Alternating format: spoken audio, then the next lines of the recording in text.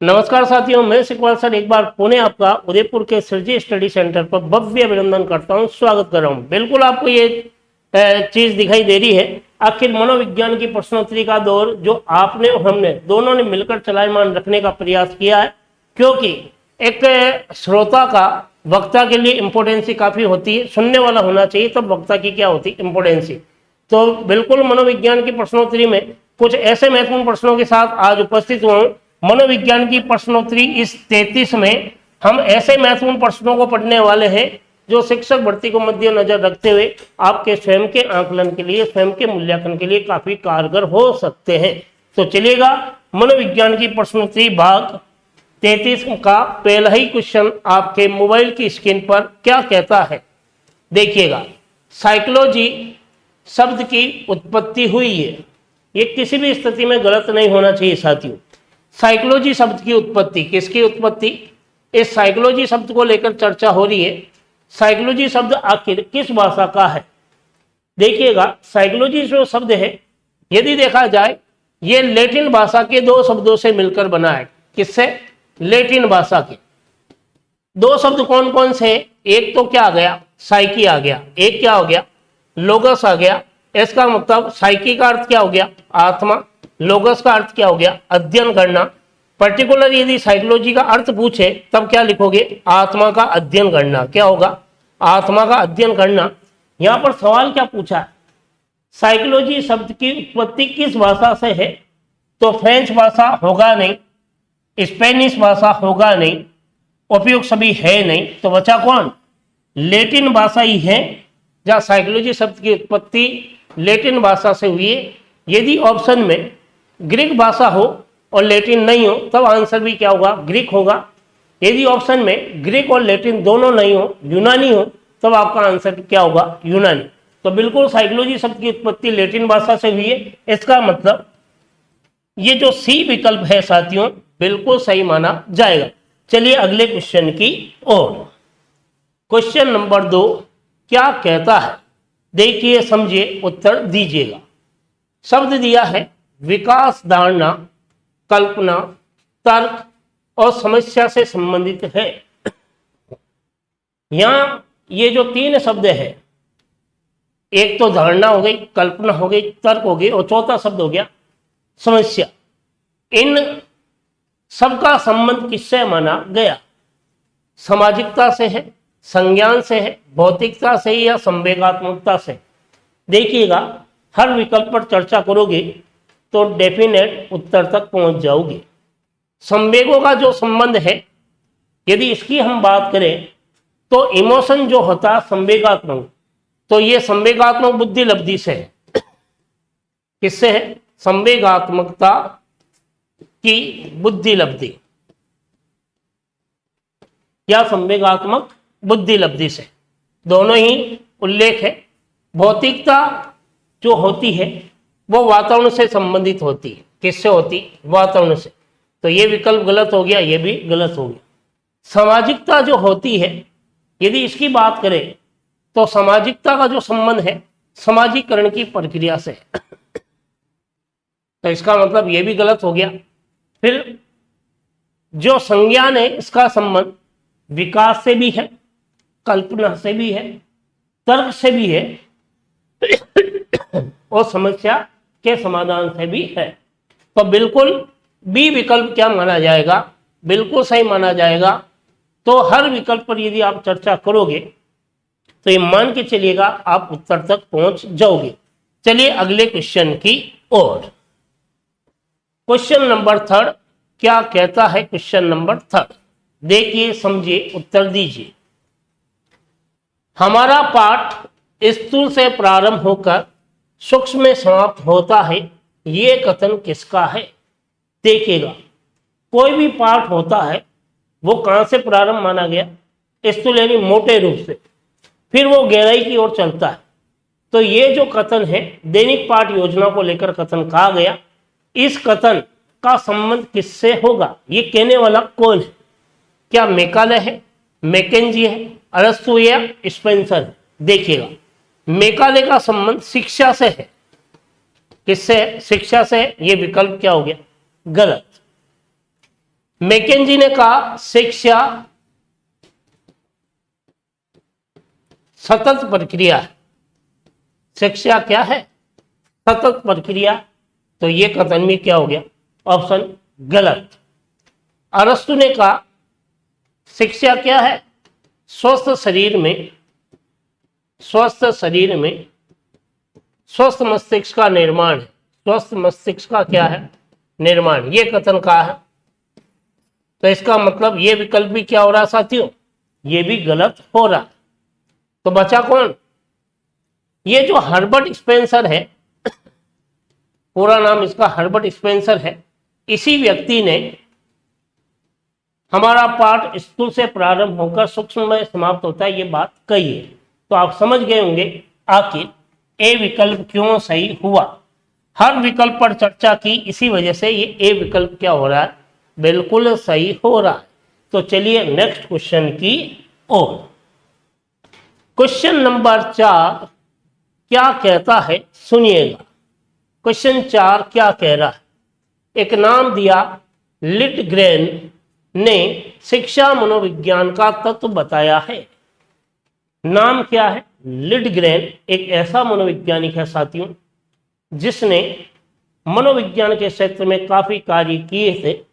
और यहां सवाल पूछा जा रहा है, लिटग्रेन ने शिक्षा मनोविज्ञान के कौन से तत्व बताए हैं? देखिएगा, शब्द लिख रहा हूं मैं, लिटग्रेन। इसने शिक्षा मनोविज्ञान के जो तत्व बताए गए, पहला तो बताया है सीखने वाला मतलब अधिगम करता। सीखने वाला, लर्नर को पहला तत्व माना। दूसरा, जो सीख रहा है किसी ना किसी प्रोसेस से सीख रहा है, तो दूसरा तत्व क्या माना? प्रक्रिया। फिर सीखने की स्थिति भी एक तत्व होता है, स्थिति या परिस्थिति। तो लिटग्रेन के अनुसार 3 प्रकार के तत्वों का क्या किया? उल्लेख किया। देखिए इसमें ऑप्शन में कौन कौन से तत्व है, देखिएगा। अधिगम करता है, बिल्कुल है। अधिगम की प्रक्रिया भी है, अधिगम की स्थिति भी है। इसका मतलब सभी विकल्प क्या हो रहा है? सही हो रहा है। तो लिटग्रेन के अनुसार शिक्षा मनोविज्ञान के ये 3 तत्व होते हैं। चलिए अगले क्वेश्चन की ओर। क्वेश्चन नंबर 5 क्या कहता है? शिक्षण के संबंध में कौन सा कथन सही नहीं है? शिक्षण के संबंध में कौन सा कथन जो है साथियों वो सही नहीं है? क्या पूछ रहा है? सही नहीं है। शिक्षण अंत्य क्रिया है, यह कथन तो सत्य है। शिक्षण व्यावसायिक गतिविधि है। शिक्षण उद्देश्यपूर्ण गतिविधि है, बिल्कुल उद्देश्यपूर्ण है। शिक्षण मनोवैज्ञानिक गतिविधि है, बिल्कुल है। तो ये 3 विकल्प तो क्या होंगे? गलत। क्योंकि यहां सवाल क्या पूछ रहा है? शिक्षण के संबंध में कौन सा कथन सत्य नहीं है? तो शिक्षण क्या पढ़ाना व्यावसायिक गतिविधि है क्या? पढ़ाना व्यावसायिक गतिविधि नहीं है साथियों। इसी वजह से बी विकल्प क्या हो रहा है? यहां सही हो रहा है। चलिए अगले क्वेश्चन की ओर। क्वेश्चन नंबर 6 आपके मोबाइल की स्क्रीन पे देखिएगा, क्या कहता है क्वेश्चन 6। बहुत ही जबरदस्त है, आईएमपी कर लीजिएगा इसको। अंतर्राष्ट्रीय बाल दिवस की शुरुआत मानी गई है। अंतर्राष्ट्रीय बाल दिवस की शुरुआत कब से मानी गई? पहला ऑप्शन देखिएगा,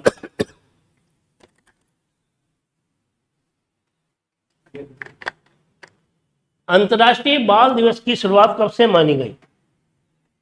यदि हम बाल दिवस की, वो भी अंतर्राष्ट्रीय लेवल की यदि हम बात करते हैं, पहला विकल्प दिया 1879, तो ये गलत है साथी। क्योंकि 1879 में विश्व की मनोविज्ञान की प्रयोगशाला स्थापित हुई। विश्व की मनोविज्ञान की प्रथम प्रयोगशाला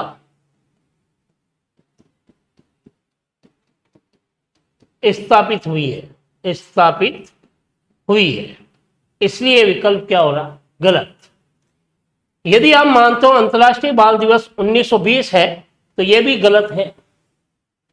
1920 में शिक्षा मनोविज्ञान की यदि हम बात करें कि शिक्षा मनोविज्ञान, तो शिक्षा मनोविज्ञान का स्पष्ट स्वरूप कब आया, 1920, और गैस्ट्रो संप्रदाय का उदय भी 1920 में हुआ है। तो शिक्षा मनोविज्ञान का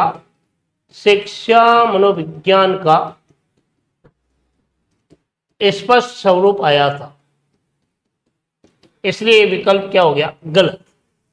यदि आप मानते हो 1938 तो यह भी गलत है। क्यों? 1938 में क्या हुआ साथियों, 1938 में एक नाम आता थ्रस्टन, इसने बुद्धि का समूह तत्व का सिद्धांत दिया, बुद्धि का समूह तत्व का सिद्धांत दिया था 1938 में दिया था। और समूह तत्व के सिद्धांत के अलावा 1938 में यदि हम बात करते हैं साथियों, तो 1938 के दरमियान ही स्किनर ने क्रिया प्रसूत सिद्धांत भी दिया है। तो अंतर्राष्ट्रीय बाल दिवस की शुरुआत कब से मानी गई, 1979 से अंतर्राष्ट्रीय बाल दिवस की शुरुआत हुई थी। चलिए अगले क्वेश्चन की ओर। थोड़ा गले में प्रॉब्लम है, लेकिन मनोविज्ञान की प्रश्न उत्तरी का आनंद जरूर लीजिएगा, वीडियो को शेयर जरूर कीजिएगा। क्वेश्चन नंबर 7, निम्नलिखित में से कौन सा तत्व नैतिक परिपक्वता से संबंधित नहीं है। निम्नलिखित में से कौन सा तत्व है जो नैतिक परिपक्वता से संबंधित नहीं है। क्या परोपकारिता है, तार्किकता है, नैतिक स्वतंत्रता है या जड़ता है। बात हो रही है नैतिक परिपक्वता के तत्व। देखिएगा, नैतिक परिपक्वता के तत्व की यदि बात करें तो नैतिक परिपक्वता का तत्व कौन सा है, परोपकारिता है। इसके अलावा तर्क भी है, इसके अलावा स्वतंत्र चिंतन भी है, इसके अलावा व्यावहारिकता भी है। तो ये सारे के सारे नैतिक परिपक्वता के तत्व है। तो ये तो है, ये भी है, ये भी है। संबंधित कौन सा तत्व नहीं है, जो नहीं है वो क्या है, जड़ता है। और जड़ता का संबंध किससे है, जड़ बुद्धि भी कहा गया महामूर्ख बुद्धि, और जड़ता का संबंध महामूर्खता के अलावा से निर्जीवता से भी है, निर्जीवता, निर्जीव से भी है। तो बिल्कुल आप समझ गए होंगे कि आखिर डी विकल्प क्यों सही हो रहा, ये नैतिकता से संबंधित तत्व नहीं है। चलिए अगले क्वेश्चन की ओर। क्वेश्चन नंबर 8 क्या कहता है, क्वेश्चन नंबर 8 आपके मोबाइल की स्क्रीन पर यह रहा। संवेदना ज्ञान मार्गीय की वस्तु है। जो संवेदना है ये ज्ञान मार्ग की वस्तु है। संवेदना ज्ञान की प्रथम सीढ़ी है। ये कथन किससे संबंधित है, थॉर्नडाइक, कुक, वुडवर्थ या विलियम जेम्स। देखिएगा, इस संवेदना को लेकर बात करने वाला व्यक्ति, यदि आप उत्तर देते हो थॉर्नडाइक, तो ये आंसर आपका क्या हो गया, गलत हो गया। थॉर्नडाइक का संबंध शिक्षा मनोविज्ञान से। इसने शिक्षा मनोविज्ञान को लेकर कथन कहे हैं। कुक जिसने प्ले शब्द दिया था, वुडवर्थ जिसने प्रश्नावली विधि दी थी। तो बचा कौन, विलियम जेम्स है जिसने संवेदना को ज्ञान की प्रथम सीढ़ी बताया, संवेदना को ज्ञान मार्ग की वस्तु बताया। तो ए विकल्प क्या हो रहा है, बिल्कुल सही माना जाएगा। चलिए अगले क्वेश्चन की ओर। क्वेश्चन नंबर 9 क्या कहता है, समझिएगा, उत्तर दीजिएगा। स्थानांतरण मुख्यतः निर्भर करता है। स्थानांतरण किस पर निर्भर करता है? सवाल पूछा गया स्थानांतरण से, और वो भी किससे है? स्थानांतरण क्यों या अंतरण क्यों, इससे सवाल पूछा गया। स्थानांतरण किस पर निर्भर करता है? स्थानांतरण का अर्थ क्या है? पहले तो ये देखिए, एक स्थिति में सीखे हुए ज्ञान का प्रयोग दूसरी स्थिति में करना क्या कहलाता? स्थानांतरण कहलाता। तो एक स्थिति में सीखे हुए ज्ञान का प्रयोग, एक स्थिति में सीखे हुए ज्ञान का प्रयोग दूसरी स्थिति में करना, यह क्या कहलाता? स्थानांतरण। तो स्थानांतरण के लिए क्या होना चाहिए? एक तो अभिप्रेरणा होनी चाहिए। क्या होनी चाहिए? अभिप्रेरणा। और स्थानांतरण के लिए क्या होना चाहिए? अभिप्रेरणा के अलावा अधिगमकर्ता की इच्छा शक्ति भी होनी चाहिए, और विधि भी होनी चाहिए, तरीका भी होना चाहिए, और महत्वाकांक्षा भी होनी चाहिए, महत्वाकांक्षा, और विषय वस्तु अच्छी होनी चाहिए, तभी तो आप उस चीज का प्रयोग करोगे। तो अब ये सोचिएगा, यहां मुख्य निर्भर किस पर है? तो मन पर तो होगा नहीं, भाषा को लेकर कोई बात कही नहीं, क्रिया को लेकर नहीं कही, शब्द क्या मिला? इच्छा। तो स्थानांतरण के लिए इच्छा शक्ति होना आवश्यक है। तो स्थानांतरण जो निर्भर होता है वो व्यक्ति की इच्छा शक्ति पर निर्भर होता है। चलिए अगले क्वेश्चन की ओर। क्वेश्चन नंबर 10 क्या कहता है? 10 एनसीएफ 2005 की कार्यशाला आयोजित की। फटाफट उत्तर दीजिएगा साथियों, बहुत ही सरल है। अगर आप शिक्षक भर्ती की तैयारी कर रहे हो तो ये मान के चलिएगा, ये क्वेश्चन किसी भी स्थिति में गलत नहीं होना चाहिए। एनसीएफ 2005 की कार्यशाला का आयोजन कहाँ हुआ था? उदयपुर में हुआ था। उदयपुर में किसका कार्यालय? उदयपुर में एसआईआरटी का कार्यालय है, जिसका वर्तमान में नामकरण भी चेंज हो गया। यदि आप मानते हो एनसीएफ क्या जयपुर में है? नहीं है, तो जयपुर उदयपुर तो क्या हो गया? गलत। तो एनसीएफ 2005 की कार्यशाला जो है वो कहाँ होगी? वो होगी साथियों दिल्ली। ये आंसर क्या हो गया? गलत। तो आंसर क्या सही होगा? एनसीएफ 2005 की कार्यशाला जो है वो नई दिल्ली में है। ए विकल्प क्या माना जाएगा? बिल्कुल सही माना जाएगा। तो चलिएगा अगले क्वेश्चन की ओर। क्वेश्चन नंबर 11 क्या कहता है? सभ्यता प्रगति निबंध के लेखक कौन है? यह भी एनसीएफ 2005 में से आया हुआ है सवाल। सवाल क्या पूछा जा रहा है? सभ्यता और प्रगति नामक जो निबंध है उसके रचनाकार कौन है? तो देखिएगा, अरविंद घोष ने यह निबंध नहीं लिखा है, विवेकानंद ने भी ये नहीं लिखा है। विवेकानंद तो शिक्षा को पूर्णता की पूर्ण अभिव्यक्ति कहता है। तो दयानंद सरस्वती जो मूर्ति पूजा के विरोधी रहे हैं, इन्होंने भी इस चीज को लेकर कोई उल्लेख नहीं किया है। तो बचा कौन? टैगोर ही वो शख्स है जिसने सभ्यता वे प्रगति निबंध को लिखा था। इससे संबंधित है, और इसी के एक पैराग्राफ से एनसीएफ 2005 का उद्धरण किया गया था। तो सी विकल्प क्या है साथियों? बिल्कुल सही माना जाएगा। चलिए क्वेश्चन नंबर 12 क्या कहता है? 12 अब सोचिएगा और उत्तर दीजिएगा। शिक्षा के क्षेत्र में क्रियात्मक अनुसंधान का विकास माना जाता है। हमारी एजुकेशन में आखिर एक्शन रिसर्च जो है इसका प्रयोग कब से हुआ? बात हो रही है क्रियात्मक अनुसंधान को लेकर। फटाफट उत्तर दे सकते हैं आप। क्रियात्मक अनुसंधान को लेकर बात हो रही है। क्रियात्मक अनुसंधान शब्द का सबसे पहली बार द्वितीय विश्व युद्ध में प्रयोग हुआ था। प्रयोग किसने किया था? इस शब्द का प्रयोग कोलियर ने किया था। किसने किया था? कोलियर ने।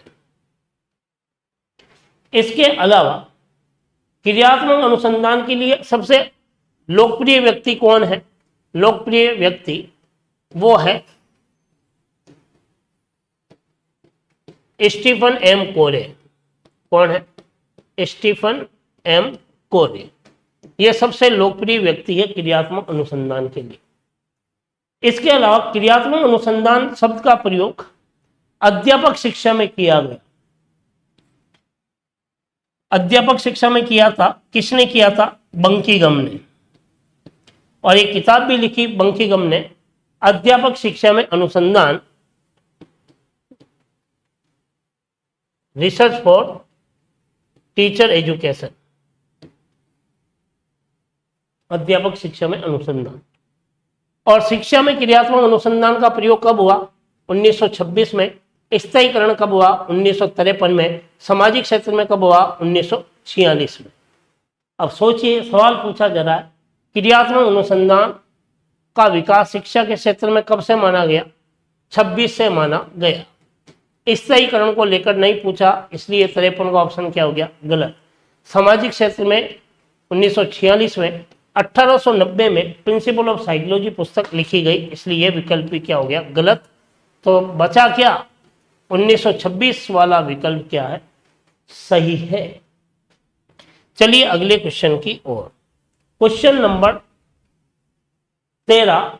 और क्या करेगा कोई मेरा, है ना? यह है क्वेश्चन नंबर 13। सोचिएगा, कौन सा व्यवहार किशोरावस्था का लक्षण है? 4 विकल्प है और चारों विकल्प में 4 तरह का व्यवहार है। इनमें से कौन सा व्यवहार जो है जो किशोरावस्था से संबंधित है? देखिएगा, कोई नहीं ये तो हो ही नहीं सकता, कोई नहीं। तो समलैंगिक मैत्री व्यवहार, ये बाल्यावस्था से। किससे है? बाल्यावस्था से। तो ये विकल्प क्या हो गया? गलत। दीवासपन का संबंध किशोरावस्था से और नकारात्मक व्यवहार को लेकर यदि बात करें तो ये भी बाल्यावस्था को लेकर बात कही गई, तो ये भी नहीं है। तो बचा कौन? बी विकल्प बिल्कुल सही है। तो दिन में सपने देखना दीवासपन कहलाता है, जो किशोरावस्था की विशेषता है। चलिए अगले क्वेश्चन की ओर। क्वेश्चन नंबर 14 क्या कहता है? क्वेश्चन नंबर 14, ज्ञात से अज्ञात की ओर शिक्षण सूत्र का संबंध है। ज्ञात से अज्ञात शिक्षण सूत्र का संबंध किस कौशल से है? देखिएगा, परवाह नाम का कोई कौशल होता ही नहीं, तो बी विकल्प तो वहीं से क्या हो गया? गलत। प्रश्न कौशल में जो प्रश्न पूछे जाते हैं वो पूर्व ज्ञान के आधार पर नहीं पूछे जाते हैं, वो एक तरह से आवर्तीवर्त प्रश्न पूछे जाते हैं, तो ये भी होगा नहीं। तो क्या होगा? श्यामपट्ट कौशल पर लिखा जाता है, तो ये भी नहीं होगा। प्रस्तावना कौशल का संबंध पूर्व ज्ञान पर आधारित है, पूर्व ज्ञान पर आधारित। और पूर्व ज्ञान का संबंध किससे है? पूर्व ज्ञान का संबंध ज्ञात से अज्ञात शिक्षण सूत्र से, शिक्षण सूत्र से है। इस वजह से आपका डी विकल्प साथियों क्या हो रहा है? बिल्कुल सही माना जाएगा। चलिए अगले क्वेश्चन की ओर। क्वेश्चन नंबर 15 क्या कह रहा है? क्वेश्चन 15 देखिएगा, समझिएगा और उत्तर देने का प्रयास कीजिएगा साथियों। निम्नलिखित में से कौन सा जन्मजात अभिप्रेरक नहीं है? जो जन्म से ही मिलने वाला प्रेरक क्या कहलाता है? जन्मजात अभिप्रेरक। देखिएगा, जन्मजात अभिप्रेरक क्या होता है? जन्म से प्राप्त, जन्म से प्राप्त प्रेरक क्या है? जन्मजात। जन्म से आपको क्या लगती है कि सर भूख लगना, और जन्म से क्या लगता है कि प्यास लगना, और जन्म से क्या लगता है कि काम, और क्या है निंद्रा, और क्या है विश्राम। हर व्यक्ति को ये जन्म से ही है। क्या इनमें से कुछ ऑप्शन है? भूख है, प्यास है, काम है। तो जन्मजात अभिप्रेरक नहीं है पूछा जा रहा। सवाल क्या पूछा जा रहा कि इनमें से कौन सा जन्मजात अभिप्रेरक नहीं है। तो नहीं में तो कौन आ गया? आदत आ गई। तो ये तो क्या हो गया? गलत। और डी विकल्प क्या हो गया? सही। और ये जो क्वेश्चन पूछा गया है साथियों, ये क्वेश्चन अभिप्रेरकों के वर्गीकरण से सवाल आया है। और अभिप्रेरकों के वर्गीकरण में भी किसका? इब्राहिम मैस्लो के वर्गीकरण से ये सवाल पूछा है। मैस्लो का वर्गीकरण। और मैस्लो का जो वर्गीकरण था वो कौन सा था? वो वर्गीकरण था जन्मजात और अर्जित। क्या था? जन्मजात और साथ में क्या है? अर्जित। ये मैस्लो ने वर्गीकरण किया था। यहां से ही ये सवाल पूछा गया। चलिए अगले क्वेश्चन की ओर। क्वेश्चन नंबर 16 क्या कहता है? क्वेश्चन नंबर 16 देखिएगा, बहुत ही जबरदस्त है क्वेश्चन 16। राष्ट्रीय साक्षरता, कौन सी साक्षरता है साथी? राष्ट्रीय। राष्ट्रीय साक्षरता मिशन की स्थापना किस वर्ष हुई? किस वर्ष में राष्ट्रीय साक्षरता मिशन की स्थापना हुई? 2005, 1990, 1988 या 1986? राष्ट्रीय साक्षरता की यदि बात करें 2005 में तो एनसीएफ आया था। एनसीएफ 1990 में नई शिक्षा नीति आई थी, नई शिक्षा नीति। और 1986 में राष्ट्रीय शिक्षा नीति आई है, राष्ट्रीय शिक्षा नीति। तो सोचिएगा उत्तर कौन सा होगा? सी विकल्प बिल्कुल सही होगा। राष्ट्रीय साक्षरता मिशन 1988 में आया था और ये तो क्या हो गया? गलत। चलिएगा अगले क्वेश्चन की ओर। क्वेश्चन नंबर 17 नहीं है किसी तरह का खतरा और आ गया ये 17।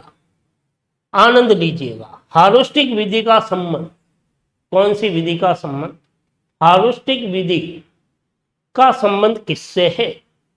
सिगमंड फ्राइड से होगा नहीं। क्यों? इसका संबंध मनोविश्लेषण विधि से, मनोविश्लेषणात्मक विधि से है।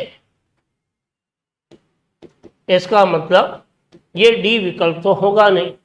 वुंड का संबंध प्रयोगात्मक विधि से है, प्रयोगात्मक विधि से, तो ये भी होगा नहीं। वुडवर्थ का संबंध पता है, प्रश्नावली विधि से है, और ये भी क्या है? इससे भी आप विकल्प गलत। बच्चा कौन? आर्म स्ट्रॉन्ग है, जिसका संबंध हार्स्टिक विधि है। हार्स्टिक विधि को अन्वेषण विधि, खोज विधि भी कहते हैं, जो कि किसने लिखी थी? ये हार्स्टिक विधि आर्म स्ट्रॉन्ग के द्वारा लिखी गई। चलिए अगले क्वेश्चन की ओर। क्वेश्चन नंबर 18 निम्नलिखित में से समायोजन की प्रत्येक सुरक्षा युक्ति कौन सी है? समायोजन की प्रत्येक सुरक्षा युक्ति। देखिएगा, समायोजन की रक्षा युक्ति की बात कर रहे हैं। कौन सी युक्ति की? रक्षा युक्ति। और इस रक्षा युक्ति में 4 तरह की रक्षा युक्ति का उल्लेख है। यहां सवाल पूछा जा रहा प्रत्यक्ष। क्या पूछा जा रहा? प्रत्यक्ष। तो प्रत्यक्ष के अंतर्गत जो रक्षा युक्ति आती है उनके नाम मैं लिख रहा हूं। प्रत्यक्ष में कौन कौन से हैं? प्रत्यक्ष में है बाधाओं को दूर करना, बाधाओं को दूर करना। पहली रक्षा युक्ति क्या है? बाधाओं को दूर। दूसरा है अन्य मार्गों की खोज करना, अन्य मार्गों की खोज। तीसरी है लक्ष्य का प्रतिस्थापन, लक्ष्य का प्रतिस्थापन। चौथी है विश्लेषण व निर्णय। यहां इसे सवाल पूछा है प्रत्यक्ष विधि कौन सी है, तो क्या इसमें से कोई ऑप्शन मिल रहा है? बिल्कुल मिल रहा है। लक्ष्य का प्रतिस्थापन मिल रहा है, तो यही समायोजन की क्या मानी गई? प्रत्यक्ष मानी गई। और प्रतिगमन, विस्थापन और प्रक्षेपण ये जो है ये अप्रत्यक्ष पद्धति में आती है। इसी वजह से सी विकल्प साथियों क्या हो रहा है? बिल्कुल सही माना जा रहा है। चलिए अगले क्वेश्चन की ओर। क्वेश्चन नंबर 19, डगलस और हॉलैंड के अनुसार संघर्ष का अर्थ क्या है? डगलस और हॉलैंड के अनुसार संघर्ष क्या कहलाता है? देखिएगा, कोई आपके विपरीत इच्छा रख रहा है, आपकी इच्छा के अकॉर्डिंग नहीं है, तो आपका उससे क्या है? संघर्ष है। तो ये विकल्प क्या हो रहा है? सही। आपके साथ कोई अनहोनी हो रही है, तो वो भी तब आपके सामने परिस्थिति क्या हो गई? विपरीत। तब भी आपका क्या है? संघर्ष है। तो ये भी है। कष्टदायक दशा का आप विरोध कर रहे हो, दुख देने वाली दशा का आप विरोध करते हो, वो भी वहां पर भी आपका क्या? संघर्ष है। तो तीनों ही संघर्ष है। इसका मतलब चौथा जो विकल्प है ये क्या है? बिल्कुल सही माना जाए। तो आज के सेशन का लास्ट और अंतिम क्वेश्चन आपके मोबाइल की स्क्रीन पर ये रहा। देखिए, बहुत ही जबरदस्त क्वेश्चन है। अरबिस पेक्टस, कई बार मैंने आप लोगों को पढ़ाया है। अरबिस पेक्टस पुस्तक कब और किसने लिखी? अरबिस पेक्टस पुस्तक के रचनाकार कौन है? देखिएगा, जॉन डीवी की जो पुस्तक है वो है text book of psychology, text book of psychology. ये तो किसकी किताब है? जॉन डीवी की। टेन ने जो किताब लिखी वो लिखी इन्फेंट चाइल्ड डेवलपमेंट। क्या लिखा? Infant child development. मैकडूगल ने किताब लिखी outline psychology, outline of psycho या साइकोलॉजी। तो बचा कौन? कॉमिनियस ने ही 1657 में अरबिस पेक्टस पुस्तक को लिखा, और इस पुस्तक के बाद हमारी शिक्षा प्रणाली में, शिक्षा प्रणाली के अंदर किसमें? पाठ्यक्रम में, पाठ्यक्रम में विषय वस्तु कैसी हो गई? विषय वस्तु चित्रात्मक हो गई। कैसी हो गई? चित्रात्मक हुई।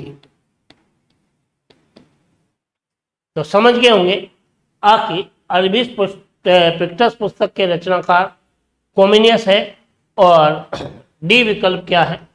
साथियों बिल्कुल सही माना जाएगा। अगर साथियों ये मनोविज्ञान की प्रश्नोत्तरी आपको अच्छी लगी है तो बिल्कुल मैंने सभी विकल्पों पर चर्चा की है। मैं दोबारा कह रहा हूँ, उदयपुर का सृजी स्टडी सेंटर ही एक ऐसा मात्र है जहाँ पर मनोविज्ञान की प्रश्नोत्तरी में हर विकल्प पर चर्चा होती है, ताकि विद्यार्थियों के कॉन्सेप्ट क्या हो जाए? क्लियर हो जाए। तो बिल्कुल अगर आपको अच्छा लगा तो इस वीडियो को ज़्यादा से ज़्यादा शेयर कीजिएगा, ताकि उन लोगों तक पहुंचाया जा सकता है जो शिक्षक भर्ती को लेकर तैयारी कर रहे हैं। वो अपना खुद का मूल्यांकन आकलन स्वयं कर सकते हैं। अगले वीडियो में फिर मुलाकात करेंगे। तब तक आप अपना निरंतर ख्याल रखिएगा, निरंतर अध्ययन कीजिएगा, क्योंकि लक्ष्य अगर पक्का बन दे तो मंजिल तेरी दूर नहीं और तू उससे दूर नहीं और वो तेरे से दूर नहीं। जय हिंद, जय भारत।